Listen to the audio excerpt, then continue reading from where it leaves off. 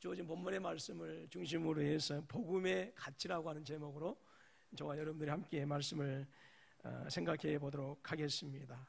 성도의 구원, 즉 저와 여러분들이 하나님의 구원을 받는 그것은 바로 성부, 성자, 성령 하나님의 즉 삼위일체 하나님의 사역으로 이루어진 줄로 믿습니다.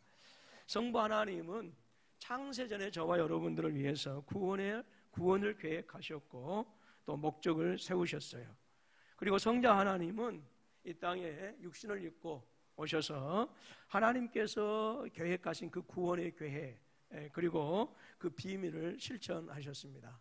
그리고 성령 하나님은 하나님께서 구원의 계획을 계획하시고 또 예수께서 순종하셔서 이 땅에 오셔서 그 일을 이루신 일을 성령 하나님은 우리에게 적용시키셔서 저와 여러분들에게 믿음을 주시고 믿음으로 말미암아서 우리로 하여금 예수 그리스도를 나의 구주 나의 하나님으로 고백하게 하셨습니다. 그래서 저와 여러분들을 위한 하나님의 구원의 사역은 성부, 성자, 성령 각 개개별로 하시는 것이 아니라 바로 성삼위 하나님께서 긴밀히 협력하셔서 이루신 사역이다라고 하는 것이지요. 그래서 성삼위 하나님께서는 구원의 경륜을 우리를 위해서 완성해 주셨습니다마는 그럼에도 불구하고 여전히 이 세상의 사람들은 하나님께서 우리에게 허락하신 이 구원의 은혜를 알지 못하고 자기 뜻대로 살아가는 사람들이 너무 많아요. 사람들은 여전히 하나님께서 우리에게 주신 구원이 얼마나 놀라운 복인지를 알지 못합니다. 그리고 그것이 우리를 얼마나 복되게 하고 우리를 얼마나 가치 있게 하는가라고 하는 것을 알지 못해요. 그래서 여전히 죄 가운데 살아가면서 하나님과의 이 아름다운 만남을, 복된 만남을 이루지 못하면서 살아가는 것입니다. 하나님께서는 하나님 자신과 저와 여러분들이 화해할 수 있는, 화목할 수 있는 길을 열어놓으셨어요. 그럼에도 불구하고 사람들은 여전히 죄로 말미암아서 하나님과 화목하지 못하고 원수된 상태에서 살아간다라고 하는 것이지요. 또한 하나님의 아들이신 예수 그리스도께서 저와 여러분들에게 구원의 방법을 보여주셨어요. 우리가 어떻게 하면 하나님의 자녀가 될 수 있을까? 우리가 어떻게 하면 천국의 비밀을 알고 어떻게 하면 천국의 백성으로서 풍성함을 누리면서 살아갈 수 있을까라고 하는 이 구원의 방법을 저와 여러분들에게 보여주셨지만 여전히 사람들은 윤리나 도덕이나 여러 가지 것들을 통해서 자기 스스로 구원을 얻고자 하는 끊임없는 노력을 하고 있습니다. 근데 저와 여러분들이 분명히 알아야 할 것이 있어요. 그것은 어떤 사람도 스스로 구원받아서 스스로 그리스도인이 될 수 없다라고 그래요. 그래서 조금 어려운 얘기로 이것을 신학적인 용어로 전적인 타락, 완전한 타락, 전적인 부패다라고 그렇게 얘기해요. 이것은 저와 여러분들이 도덕적이고 전혀 윤리적이지 못하다라고 하는 것이 아니라 인간 스스로 구원받을 수 있는 길을 도저히 이룰 수 없다. 도저히 인간 스스로 구원받을 수 없다라고 하는 것을 전적인 부패, 전적인 타락이다라고 그렇게 얘기하는 것입니다.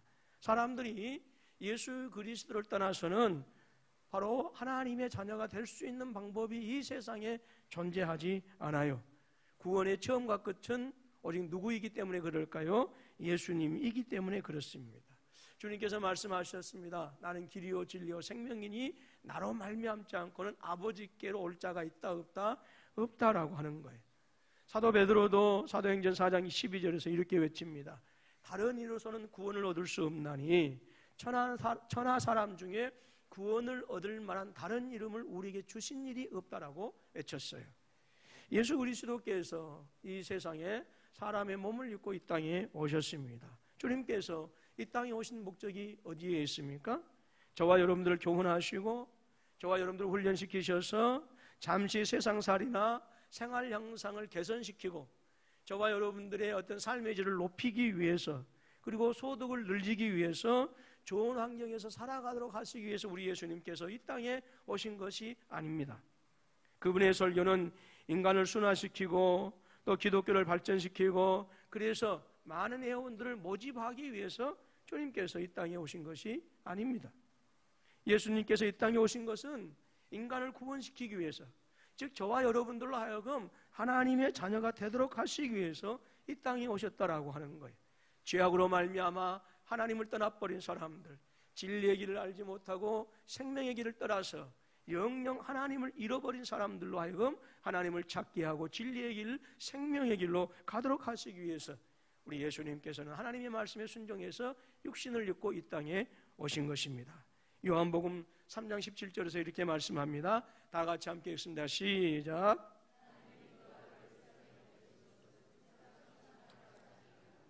그로 말미암아 세상이 구원을 받게 하려 하심이라. 하나님께서 이 땅에 예수 그리스도를 보내주셨어요. 예수님께서 이 땅에 오셨어요. 그것은 세상을 심판하려 하는 것이 아니라 예수 그리스도를 통해서 저와 여러분들로 하여금 구원을 받도록 하시기 위해서 이 땅에 오셨다라고 하는 거예요. 예수님은 오늘 인간의 가장 고통스러운 문제, 어떤 문제일까요? 죄 문제를 해결하시기 위해서 이 땅에 오셨습니다. 하나님께서 왜 예수 그리스도를 이 땅에 보내셨을까요? 고린도후서 5장 21절에서 말씀합니다. 하나님이 저를 알지도 못하신 자로 우리를 대신하여 죄를 삼으신 것은 우리로 하여금 저의 안에서 하나님의 의가 되게 하려 하심이라 말씀하십니다. 하나님은 우리의 모든 죄악들, 즉 하나님을 대항하고 하나님에게 불순종해서 그래서 하나님의 진노와 심판 속에서 영원히 멸망받을 수밖에 없는 우리의 더러운 죄악을 바로 예수 그리스도에게 전가, 즉 옮기심으로 말미암아서 바로 하나님께서 예수 그리스도를 화목제물로 삼으셨다라고 하는 거예요. 예수님께서 십자가에서 피를 흘리시고 돌아가셨습니다. 이것은 절대로 우연한 일이 아닙니다. 하나님의 계획하신, 즉 저와 여러분들을 하나님의 자녀 삼으시고 그래서 천국 백성 삼으셔서 이 땅에서도 존귀하고 거룩한 하나님의 사람으로 살아가도록 하기 위한 하나님의 계획, 이 특별한 일을 이루시기 위해서 우리 예수님께서 하늘 영광 권세를 버리시고 이 땅에 오신 거예요. 그 일의 목적은 하나님과 인간을 화목하도록 하시기 위해서 바로 이 땅에 오셨습니다. 인간이 하나님께 가서 하나님과 화목할 수 있는 것은 오직 예수 그리스도를 통해서만이, 오직 예수 그리스도를 믿는 것만이, 주님께서 화목제물 되시는 것만이 유일한 방법이기 때문에 하나님께서는 당신의 아들 예수 그리스도를 이 땅에 보내신 거예요. 하나님은 갈보리 십자가에서 하나님의 의가 되도록 하시기 위해서 바로 그리스도의 의를 우리에게 전해주기 위해서 바로 예수 그리스도에게 우리의 모든 죄악을 담당시키시고 십자가에서 죽게 하신 거예요. 때문에 구원은 그리스도 안에서 이루어진 하나님의 선물인 줄로 믿습니다. 구원은 예수 그리스도로 말미암아 그리스도에 의해서 이루어진 하나님의 은혜요 하나님의 사랑이다라고 하는 거예요.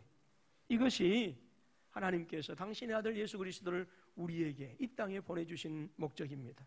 사도 바울은 로마서 2장에서 이렇게 말씀합니다. 그는 우리의 화평이신지라 둘로 하나를 만드사 중간에 막힌 담을 허셨다라고 그렇게 말씀합니다.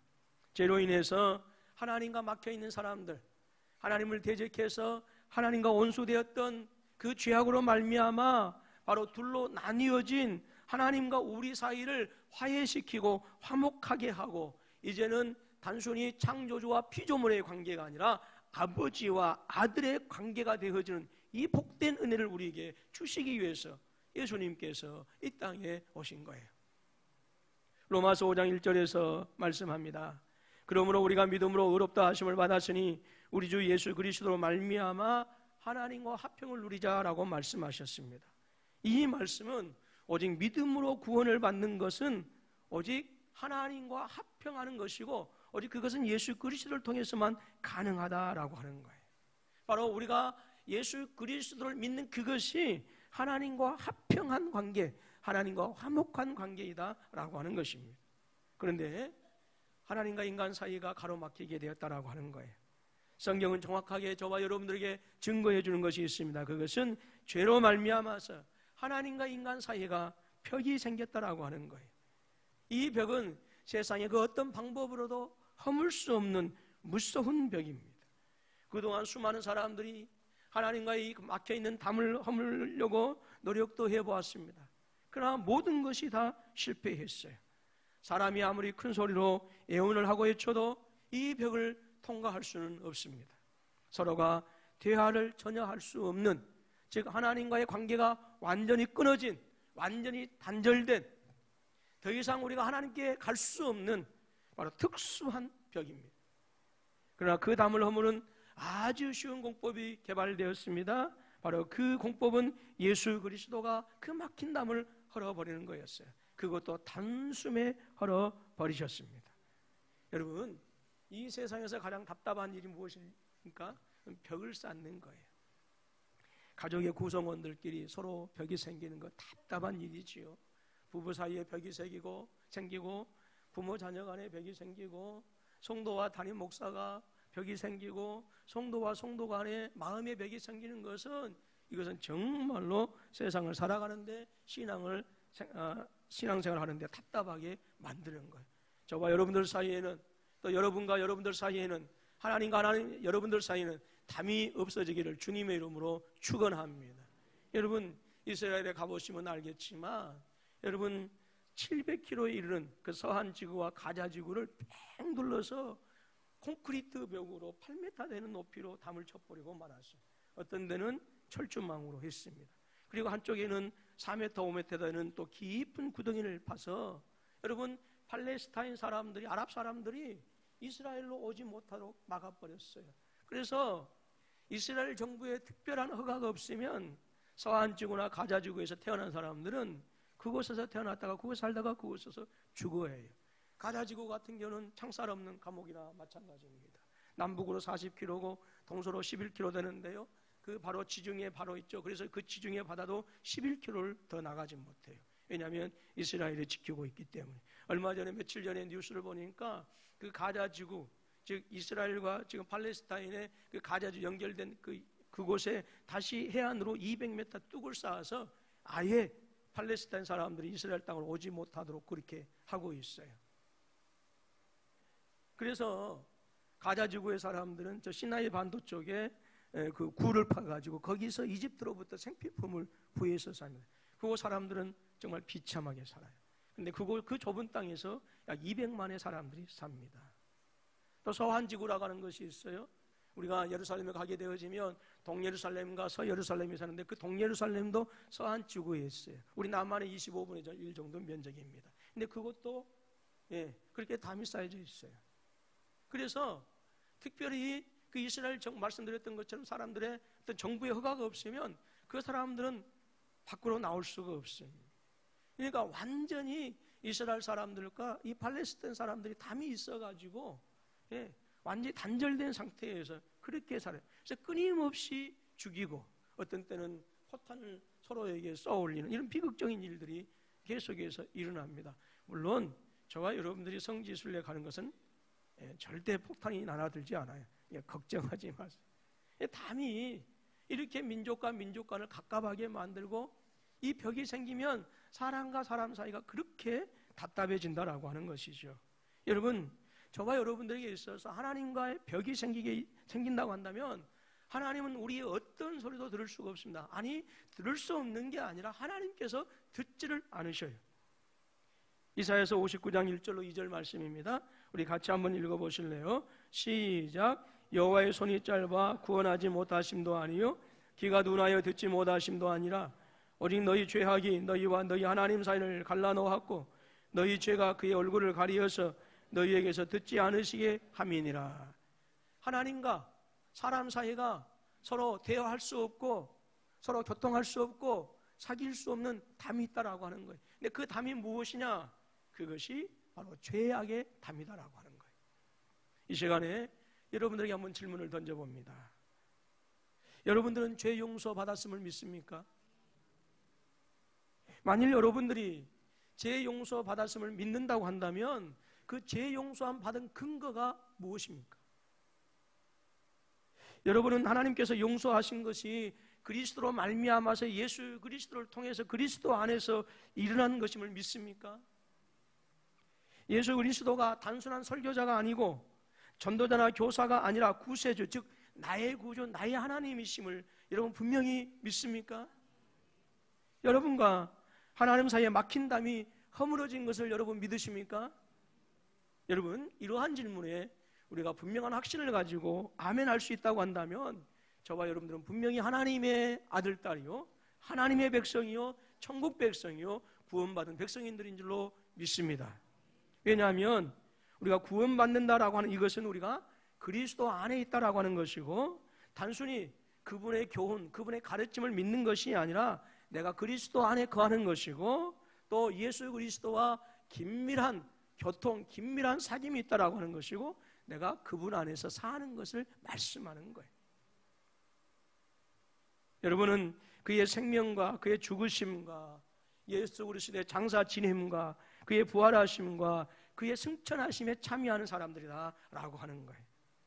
에베소서 1장 7절의 말씀에서 우리는 그리스도 안에서 그의 은혜의 풍성함을 따라 그의 피로 말미암아 속량 곧 죄사함을 받았느니라고 말씀합니다. 이렇게 저와 여러분들이 예수 그리스도 피로 말미암아 죄사함 받았다라고 말씀하는데, 바로 이것은 저와 여러분들이 예수 그리스도 안에서 구원받았다라고 하는 것을 선포해 주는 거예요. 본문 오늘 베드로전서 1장 18절로 19절 말씀을 다시 한번 읽습니다. 시작. 너희가 알거니와 너희 조상의 유전한 망령된 행실에서 구속된 것은 의나 금같이 없어질 것을 한 것이 아니요 오직 흠없고 점없는 어린 양 같은 그리스도의 보배로운 피로 한 것이라 라고 말씀합니다.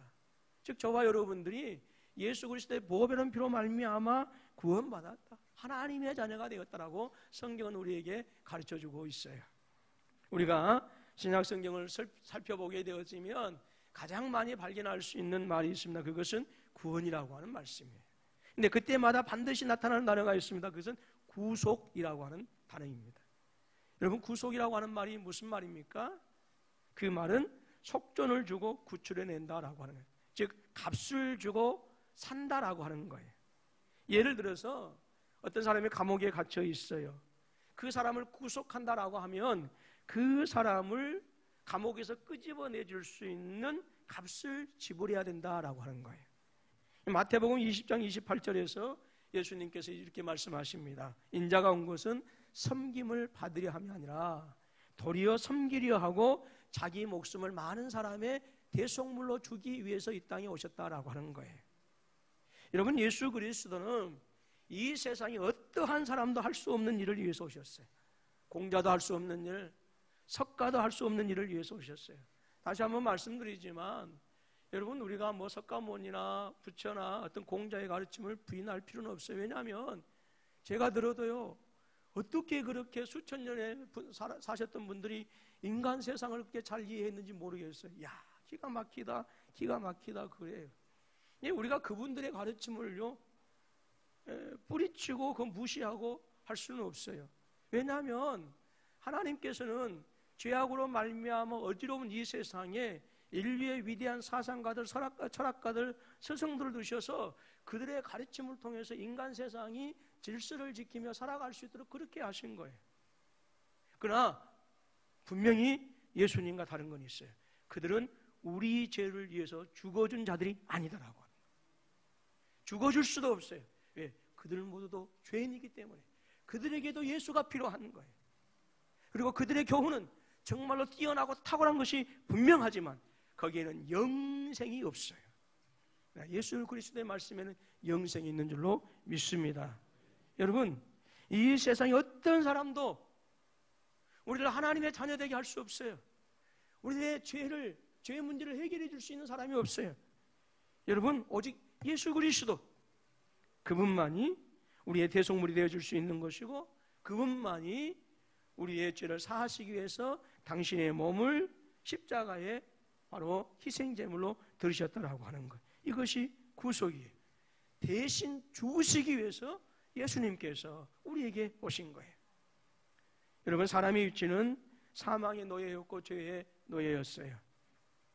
그래서 인간 스스로가 이 사망의 노예로부터, 죄의 노예로부터 벗어날 수가 없습니다. 율법을 지켜서 죄로부터 해방되려고 구약의 많은 사람들이 노력했습니다. 그런데 결국은 실패로 끝나버리고 말았어요. 여전히 인간은 모든 죄의 노예가 될 수밖에 없었고 사단의 노예로 남을 수밖에 없었어요. 그런데 특별한 일이 예수 안에서 새롭게 일어난 것입니다. 바로 예수 그리스도가 저와 여러분들을 구속시키기 위해서, 우리의 죄를 용서해 주시고 우리의 죄값을 치르시기 위해서 이 땅에 오셨다라고 하는 거예요. 그리고 예수 그리스도는 우리를 죄로부터 해방시키기 위해서 충분한 값을 지불하셨습니다. 여기까지를 신학적인 용어로 구속이다라고 그렇게 얘기해요. 예수 그리스도 안에 있는 저와 여러분들을 가리켜서 성경이 우리에게 말씀하는 소리가 있습니다.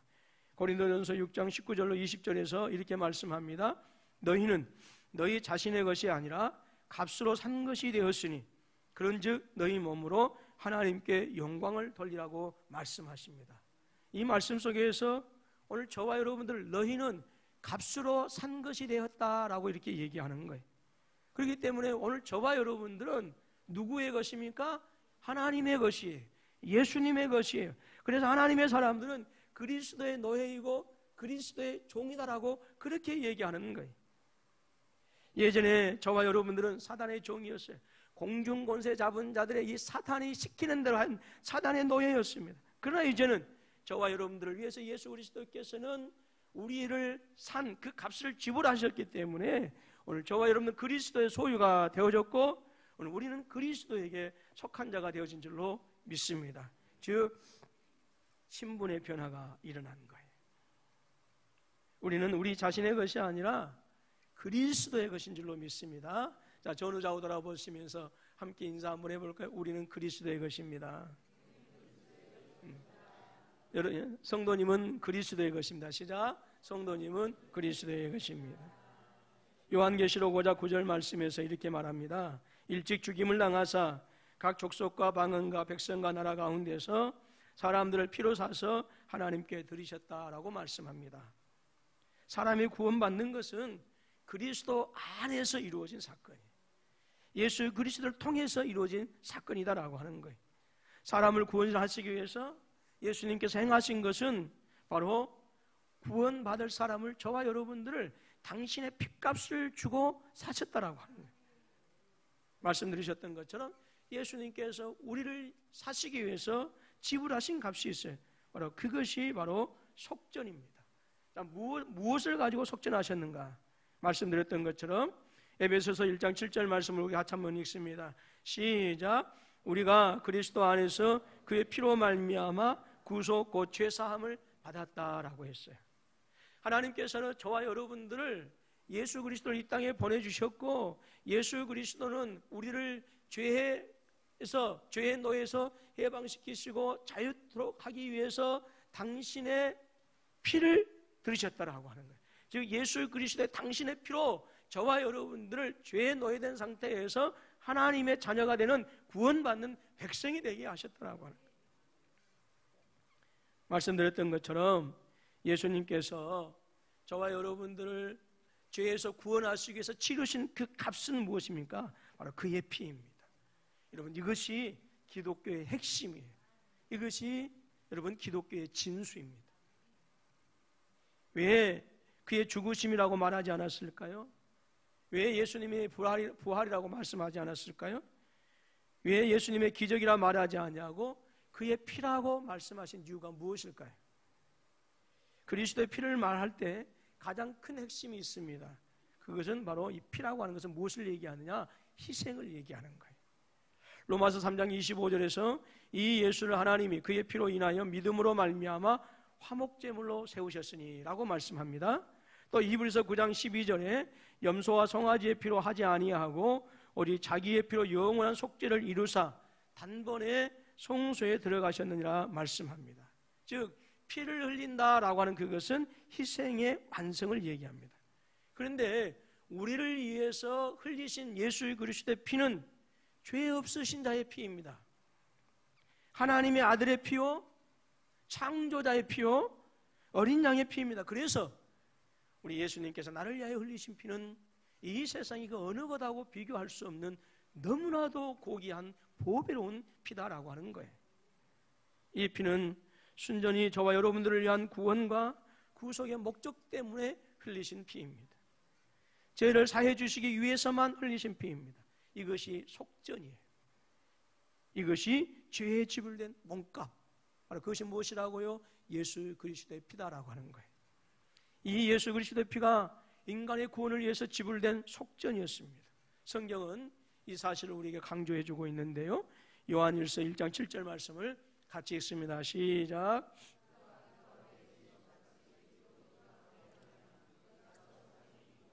그 아들 예수의 피가 우리를 모든 죄에서 깨끗하게 하실 것이요 그랬어요. 예수의 피가 우리를 모든 죄에서 깨끗하게 하시는 거예요. 요한계시록 1장 5절 말씀 보니까 우리를 사랑하사 그의 피로 우리 죄에서 우리를 해방시키시고, 우리를 죄에서 해방시킨 것이 무엇입니까? 예수의 피이다라고 하는 거예요. 히브리서 10장 19절 말씀 보니까 그러므로 형제들아 우리가 예수의 피를 힘입어 성소에 들어갈 담력을 얻었나니 했어요. 우리가 하나님께 나아갈 수 있는, 하나님의 보좌에 나아갈 수 있는 유일한 근거는 무엇입니까?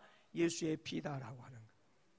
여러분, 옛날 이스라엘 사람들이 성전에 나와서 예배할 때에 거기엔 여인들이 뜰이 있었고, 그 여인들의 뜰을 넘어서 이스라엘의 뜰이 있어서 남자들만이 갈 수 있었고, 그리고 그 뜰을 넘어서 제사장의 뜰이 있었습니다.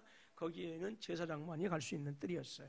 그리고 그 제사장의 뜰을 넘어서 몇 계단을 올라가게 되어지면 그거에 바로 이제 성소가 있었고, 그 성소와 지성소 사이는 이제 휘장이 있었어요. 그리고 성소에 들어가게 되면 오른쪽엔 진설병이 있었고 왼쪽에는 금촛대가 있었고, 그리고 성소 그 한가운데는요 향이 있어요. 그리고 그 휘장을 걷고 이제 통과해서 들어가게 되면 그곳에 이제 지성소라고 했습니다. 이 지성소는 제사장이 7월 10일 날, 즉 우리가 사용하는 달력으로는 10월 10일 날 단 하루 동안만 들어갈 수 있었어요. 대속죄이라고 그렇게 얘기하죠. 그런데 이 성소에도 제사장이 늘 이렇게 드나들어서 이제 진설병을 갈고 이렇게 했습니다만은 일반 사람 백성들은 거기에 들어갈 수가 없어요. 들어가면 바로 죽었어요. 그러니까 구약 시대 때 성전에서 하나님께 예배할 때는 하나님의 보좌 앞으로 나아가지 못했다라고 하는, 한계가 있었다라고 해요. 갈 수 있는 한계가 있었어요. 그런데 예수님께서 당신의 피를 흘리심으로 말미암아서 하나님께 나아가는 그 휘장이 걷어지고 하나님께 나아가는 한계가 거두어졌다라고 하는 거예요. 그것을 말씀하고 있어요. 그리고 에베소서 2장 13절에서 말씀합니다. 이제는 전에 멀리 있던 너희가 그리스도 예수 안에서 그리스도의 피로 가까워졌느니라. 전에는 하나님과 도저히 함께 할 수 없었어요. 하나님과 너무나도 멀어진 사이였어요. 그런데 예수 그리스도께서 우리를 위해서 피를 흘리심으로 말미암아서 이제 하나님과 하나 되어지는, 창조주와 피조물의 관계가 아니라 아버지와 아들의 관계가 되었다라고 하는 거예요. 단순히 그리스도의 죽음이 아니라 구체적으로 그리스도의 피라고 지적하고 있습니다. 구약의 희생제사의 가치를 이루시고 희생제사가 그리스도의 피임을 그대로 증거해주고 있어요. 희생제사의 목적과 의도가 하나님과 화목하는 것이었어요. 그런 것처럼 이스라엘 백성들이 하나님께 나와서 자신들이 죄를 지으면 하나님께 용서받고 하나님과 화해되어지는 방법이 있었어요. 그것은 하나님께 나와서 희생제물을 드리는 거였어요. 그리고 그 희생제물은 양이나 염소나 송아지나 비둘기였습니다. 그리고 반드시 그것들의 피를 흘려야 했어요. 즉 이스라엘 백성들이 죄를 지어서 하나님에게서 용서받고 하나님과 화목한 관계가 되기 위해서는 반드시 짐승의 피를 흘려야 했다라고. 그래야 하나님의 진노를 면할 수가 있었어요. 그래서 하나님과 화목하게 되어지는 것은 이렇게 자신의 죄가 피를 흘림으로 말미암아서 용서받았을 때에 하나님과 화목하게 되어진 거예요. 구약시대 인간의 죄는 대제사장의 손으로 안수함으로써 죄가 동물의 머리에 전가되었어요. 무슨 말이냐면 자기가 하나님 앞에 죄를 지었어요. 그 죄를 가지고 하나님께 용서를 받으려고 한다면 송아지나 염소나 그리고 양과 그리고 그 비둘기를 가지고 와야 했어요. 가난한 사람들은 비둘기에. 그리고 이제 만약에 송아지나 염소나 양을 가지고 오게 되어지면 이제 제사장이 가지고 옵니다. 그러면 그 짐승을 가지고 용서받아야 할 사람이 그 짐승의 머리에 손을 이렇게 얹어요. 그래서 이렇게 기대입니다. 그럼 제사장이 손을 얹고 이제 그 사람의 죄가 그 짐승에게 옮겨진 것을 인정을 해주는 거예요. 그러면 그 사람이 뭐예요? 죄 때문에 하나님의 진노를 받아서 죽어야 되는데 자신의 죄가 그 짐승에게 옮겨져서 그 사람이 죽어야 할 대신 누가 죽는 거예요? 짐승이 죽는 거예요. 그렇게 해야만, 그래서 그렇게 피를 흘려야만 그 사람의 죄가 사해졌어요. 그리고 이 짐승의 피는 제사장이 이제 제단 옆에 뿌리게 되어지고, 대속죄일에는 이제 이 짐승의 피를 가지고 대제사장이 지성소에 들어가서 그래서 쉬은 자 위에 뿌렸어요. 그러면 하나님께서 이스라엘 민족의 모든 죄를 용서해 주셨어요. 하나님께서는 그 피를 받으시고 죄를 용서하셨다라고 하는 거예요. 하나님께서 죄를 속하고 없이 하시고 지워버리신 그 결과로 말미암아서 하나님과 인간 사이가 화목하게 되어진 거예요. 그 속죄의 결과로 하나님과 우리 사이가 화평하게 되어지고, 이것이 바로 구원이다라고 하는 거예요. 그러나 신약시대에 예수님이 오셔서 피를 흘리신 것은 구약시대의 희생제사보다 훨씬 더 가치를 가지고 있어요. 구약시대에 하나님과 화목하기 위해서는 죄를 용서받을 때마다 성전에 올라와야 했고, 죄를 용서받아야 할 때마다 짐승을 가지고 와서 그 희생제물을 드려야 했어요. 송아지, 염소, 양, 비둘기 같은 것을 잡아서 그 죄를 그 제물에 옮기고, 그리고 죄를 대신해서 계속해서 몇 번이고 제사를 드리고 그 피를 바쳐야 했던 거예요. 그런데 오늘 예수님께서 흘리신 피는 잠시 동안만 그 죄를 가리우는 것이 아니라 십자가를 지심으로 말미암아서 단번에 영원토록 우리의 죄를 용서해 주시고 하나님과 영원한 화목의 관계를 만드신 줄로 믿습니다. 그리스도께서는 자신의 피를 가지고 하늘의 지성소에 들어가서 뿌리심으로 오늘 저와 여러분들이 하나님 앞에서 용서받게 하셨다는 거예요. 그래서 저와 여러분들은 다시 희생제사를 드려야 할 필요가 없게 되어진 거예요. 안상홍이라고 하는 요즘 하나님의 어머니 교회, 하나님의 교회라고 하는 이단은 유월절을 지켜야 된다라고 그렇게 얘기합니다만은, 그것은 예수 그리스도의 십자가의 은혜를 완전히 부인해버리는 이단입니다. 세상에 제가 들어보니까 2002년에 우리나라 축구가 4강에 들어가는 것도 안상홍 때문이라고 그래요. 안정환의 안자, 유상철의 상자, 홍명보의 홍자. 그 사람들은 그렇게 얘기해요. 어떤 분이 그렇게 얘기하더라고요. 그럼 박지성이는 왜 빠졌냐고. 웃을 일이 아니에요. 다시 희생제사를 드려야 될 필요가 없는 거예요. 다시 유월절 제사를 드려야 될 필요가 없는 거예요. 왜요? 예수 그리스도께서 단번에 영원히 우리의 죄를 해결하셨기 때문에 그래요. 죄에 대한 구약의 해결 방법과 신약의 해결 방법에서 가장 큰 차이는, 구약은 짐승들에게 죄를 전가시켰어요. 그런데 신약에서는 예수님이 단번에 십자가에서 우리 죄를 위하여 피를 흘리셔서 우리의 죄값을 지불하셨어요. 그렇기 때문에 오늘 저와 여러분들이 유월절 제사를 드려야 된다는가, 절기를 지켜야 된다는가, 매번 구원을 위한 제사를 드리지 않아도 된다라고 하는 거예요. 예수 그리스도의 피는 저와 여러분들과 하나님과 화목하게 하는데 충분한 것입니다. 예수 그리스도께서 십자가에서 흘리신 그 피 한 번만으로 저와 여러분들은 하나님과 화목하게 된 줄로 믿습니다. 하나님은 우리의 죄를 그 피에 옮기시고, 그래서 그 피를 흘리심으로 말미암아 저와 여러분들이 하나님의 진노에서, 하나님의 심판에서 자유케 되어진 거예요. 예수 그리스도께서는 2000년 전에 이미 십자가 위에서 피를 흘리시고 그 값을 지불하셨습니다. 그 결과로 저와 여러분들은 죄로부터 해방을 얻게 되어졌고, 진리가 너희를 자유케 하리라고 하는 그 자유를 우리가 소유하게 되어진 거예요. 때문에 구원받은 자는 매일 제사를 드리는 것이 아니라 감사를 드리는 거예요.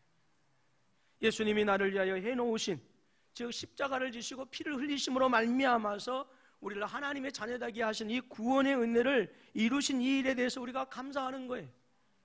내가 치러야 할 죄값을 대신 지불해 놓으셨기 때문에 우리는 늘 하나님께 감사하는 것입니다. 여러분, 이렇게 저와 여러분들을 구속하신 그 하나님의 놀라운 은혜가 바로 얼마나 가치 있는가라고 하는 사실을 우리가 분명하게 알아야 해요. 선할 삶을 살았기 때문에 우리가 하나님의 자녀가 되어진 것이 아니, 열심히 기도했기 때문에 우리가 구원받은 백성이 되어진 것이 아니, 우리가 구원받은 것은 단 한 가지입니다. 예수 그리스도께서 이 땅에 오셔서 오늘 저와 여러분들을 위해서 십자가에서 피를 흘리셨기 때문에 그 피값으로 저와 여러분들이 구원받게 되어졌다라고 하는 거예요. 주님께서 행하신 일은 바로 우리 죄를 대신해서 속전, 즉 값을 지불하시는 그 피를 흘리신 것입니다. 바로 우리는 그 속전으로 인해서 구원을 누리게 되어진 것입니다. 여러분은 예수 그리스도께서 하나님의 어린 양으로서 여러분들의 죄악들이 예수님에게 짊어지은 바 되었다라고 하는 사실 하나만을 의지하고 그것을 전적으로 믿으시고 신뢰하실 수 있기를 주님의 이름으로 축원합니다. 예수 그리스도는 우리의 죄에 대한 속전을 지불하셨어요. 예수님께서는 율법과 지옥과 사망과 죽음에서 저와 여러분들 자유케 하시고 해방시키시고 건져주셨습니다. 하나님과 우리를 화해시키신 분이 바로 예수 그리스도이십니다. 이제 우리는 우리의 것이 아니라 값으로 산 것, 즉 보배로운 피로 구속받은 하나님의 백성이 되어진 거예요. 이 사실보다 더 위대하고 이 사실보다 우리를 더 행복해 해주는 것은요, 이 땅에 존재하지 않아요. 하나님의 아들이신 예수님께서 나를 사랑하시고 나를 위해서 자신을 주셨다라고 하는 거예요. 그의 목숨을 속전으로 주신 것입니다. 그의 피가 흘려진 것은 저와 여러분들이 용서함 받도록 하기 위한 것이, 이것이 저와 여러분들을 향하신 하나님의 사랑입니다. 여러분, 그러므로 갈보리의 십자가를 바라보실 수 있기를 주님의 이름으로 축원합니다. 나 자신의 의가 별것 아니고 나의 선함은 정말로 더럽기 그지없는 것이다라고 하는 사실들을 우리가 깨달을 때까지 계속해서 끊임없이 갈보리의 십자가를 바라볼 수 있어야 합니다. 그리고 우리의 죄악이 그에게 옮겨진 것을 여러분 분명히 믿으십시오. 주님께서 우리의 죄악을 위하여 지불하신 값을 분명히 여러분들이 아실 수 있기를 주님의 이름으로 축원합니다. 오늘 저와 여러분들 구속하기 위해서 십자가에서 피를 쏟으신 그 주님의 은혜가 여러분 가운데 충만하실 수 있기를 주님의 이름으로 축원합니다. 여러분들의 눈을 예수님에게 맞추십시오. 그리고 주님께서 우리를 위해서 피를 흘리시면서 오늘 우리에게 말씀하신 그 음성을 들으실 수 있기를 바랍니다. 그리고 여러분 주님에게 여러분 자신들을 드리십시오. 구원받은 여러분들이 가장 고귀한 이유는 바로 우리의 믿음 때문이 아니라 바로 주님께서 지불하신 속전 때문이다라고 하는 것을 인정해야 합니다. 그 속전의 사랑이 있기 때문에 구원의 빛을 또 구원의 은혜를 우리가 누리게 되어진 거예요. 저는 어제 안타까운 이야기를 들었습니다. 그것은 전에 사역하던 한 교회 권사님, 그 교회 권사님이 안산홍이라고 하는 이단으로 빠졌다라고 하는 거예요. 그 권사님 하면 그 교회 기둥 같은 권사님이셨습니다. 그 교회에서 몇 대째 신앙생활하고 모든 신앙생활에 있어서 성도들에게 본이 되어진 그런 권사님이었습니다. 그럼에도 불구하고 이단으로 넘어갔어요. 왜 그랬을까? 복음의 진정한 가치를 알지 못했기 때문이다라고 하는 거예요. 우리 역시도 여러분 복음의 진정한 가치를 알지 못하고 그 복음의 진정한 가치를 우리의 신비에 새기지 못하면 죽을지언정 주님을 부인하지 않겠습니다라고 하는 그 우리의 그 결단, 우리의 신앙은 너무나도 허무하게 무너질 수 있다라고 하는 거예요. 부디 복음의 가치를 분명하게 깨닫고 주님을 향한 견고한 신앙으로 여러분 죄악으로 가득한 이 세상에서도 거룩하고 복되게 살아가는 우리 모두가 되어줄 수 있기를 주님의 이름으로 축원합니다.